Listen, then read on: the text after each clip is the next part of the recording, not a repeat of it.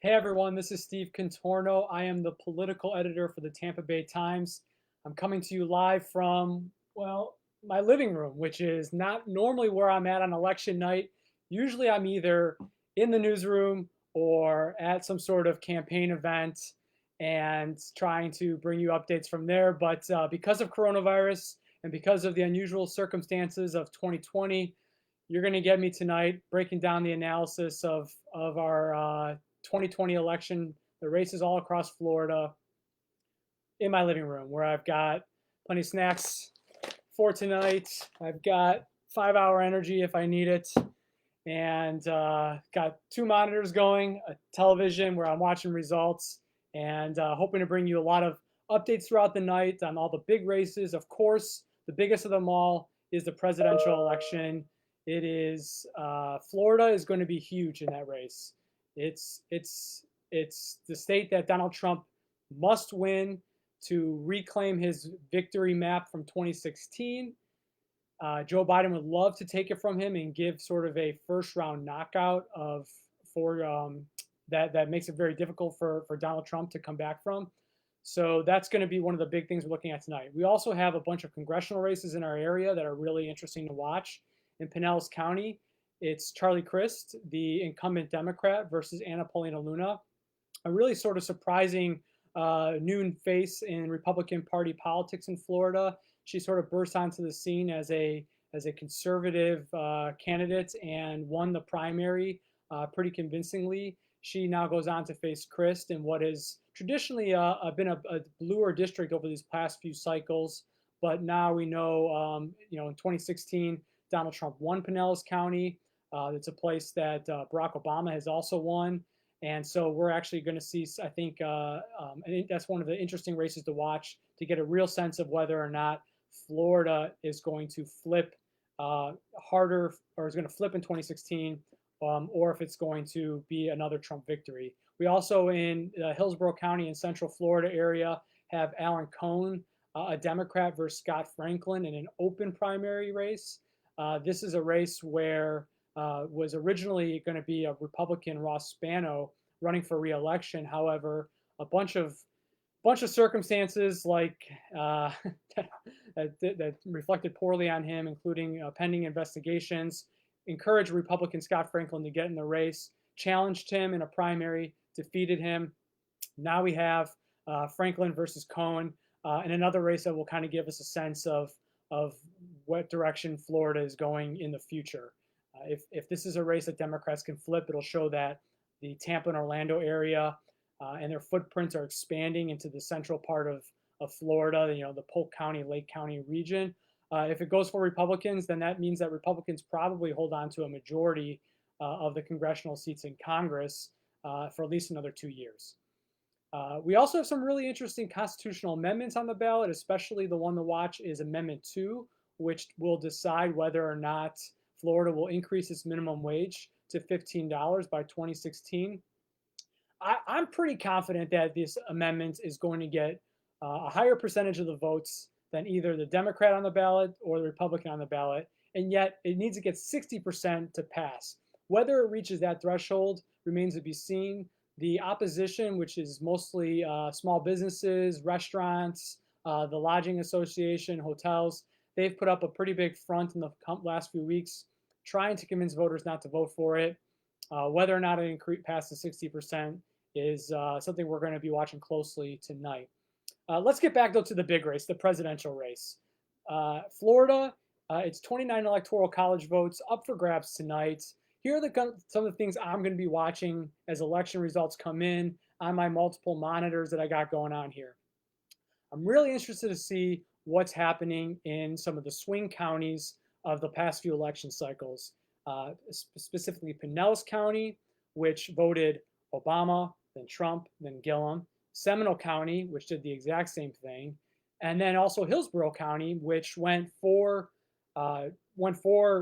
Clinton in 2016, one of the first times since 1960 that it didn't break the same way as the presidential race. Is this a bellwether, or is this a county where Democrats are hoping to run up the score? So far, they seem to be outperforming their 2016 turnout.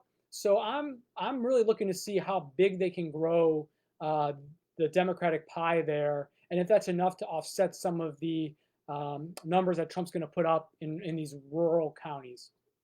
Seminole County, like I said, I'm also watching. It's really a fast-growing county outside of Orlando area.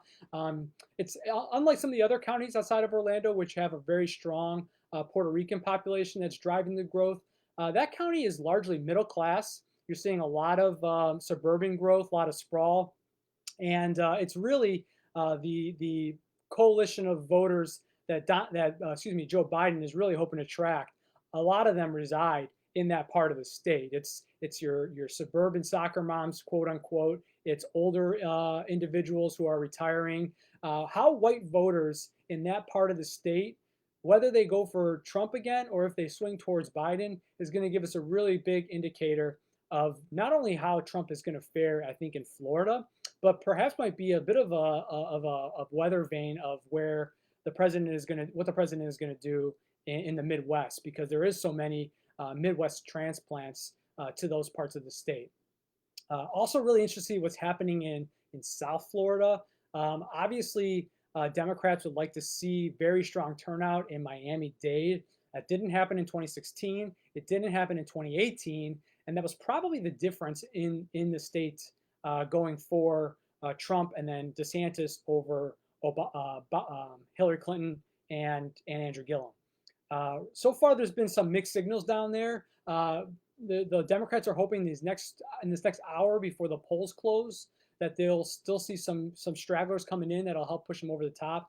But just north of it in Broward County, Democrats are having an extremely strong turnout there. One that I think is going to be something to really watch. If that's a county that performs well for Democrats or even overperforms for Democrats, there are so many people living there. It's going to be really, really hard for Donald Trump to overcome that unless he really takes a big chunk of the Latino vote in South Florida, or he doesn't lose some of these other parts of the state as much as we might expect. Another question: Will Democrats show up and win Duval County, the Jacksonville area? Really interesting to watch because it has been trending toward Democrats in recent years, yet it has a Republican government, and sort of watching that transition has been really fascinating. So far today, we're seeing Republican turnout outperform the 2016 performance there. Democrats not so much, especially in some of the precincts that are predominantly black. It'll be interesting to see if that trend holds as votes come in later in the evening.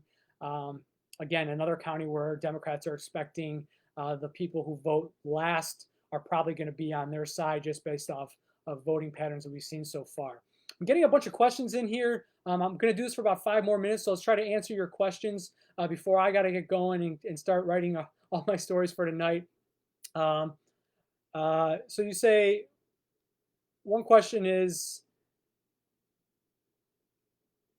it looks like there's huge Republican turnout across Tampa Bay. So far, yeah, we're seeing strong Republican turnout on election day. But you got to remember, Democrats did a lot of their voting early this year. They sent in a lot of vote by mail ballots. They were voting pretty strong numbers. And the early vote totals by Democrats in 2016 outpaced the gap that they had, or excuse me, what they performed so far outpaced the gap that we had in 2016. It'll be interesting to see. Now the Tampa Bay region is much larger than just Pinellas County and Hillsborough. It's Pasco, it's Hernandez. It goes all the way up to Citrus if you're including the media market. And those counties obviously are going to go for Donald Trump. I'm really interested to see, though, if Pasco County, for example, which is growing really fast, has sort of a suburban kind of demographic to it. If that is a county that Trump can match his 2016 performance, or is this a county where Democrats might be able to narrow the gap a little bit and perhaps offset Donald Trump's advantage in much more Republican parts of the state? Donald Trump across the Tampa media market and the Orlando media market, which is about 19 counties, actually won by about 250,000 votes in 2016. That was surprising to a lot of people and really showed his strength along the I-4 corridor, as it's called. Whether he can repeat that or not in 2020, though, remains to be seen, and it's likely to be decided by older voters who 4 years ago swung really, really hard for Trump, but this time around, we're seeing about a 50-50 split between Joe Biden and Donald Trump with this really important, hyper-engaged demographic. There's also a really strong, growing Puerto Rican and non-Cuban Hispanic population in those areas. Whether they show up to vote will be really interesting to watch. I keep saying interesting to watch. There's a lot of things that are interesting to watch, a lot of things that I'm paying really, really close attention to today, because Florida has so many different pockets to it. It's so huge. There's so many different media markets. You can turn up the dial in one part of the state and see yourself start losing another part of the state. So it's really, really something that it's hard to get your arms around really where the state is headed, because something can go well for a candidate in one part of the state and he could do poorly in another part. One thing I think that we know for sure is it's going to be tight. All the models that we're looking at so far and all the parties and public operatives that I've talked to all suggest that it's going to be a close race. I talked to the head of the Democratic Party and the head of the Republican Party here a year ago. They both suggested the race would be decided by 1 percentage point. And right now we're not seeing any signs that that's going to be off by a lot. So far, some of the turnout models we're seeing, Republicans have turned out very strongly. Whether that can overcome what we're expecting Joe Biden to win among the independents and no party group, that's something that once we get some of these early totals, we're gonna start to get a sense of that. So we're about 45 minutes now away from the election results coming in most of the state. Obviously, the Panhandle is on the Central Time Zone, and we're not going to get results from there until 8 o'clock. That's a really strong Republican part of the state, but we'll start to see results coming in from South Florida, from Central Florida, from Duval, and all these little pockets in between. And it'll start giving us a sense. I'm thinking by 8:30, because so many people voted early, we're going to have a pretty good indicator of where the state is headed. Now, whether or not the state is in sort of headed toward a recount, will let us know if we're going to have some sort of definitive answer tonight.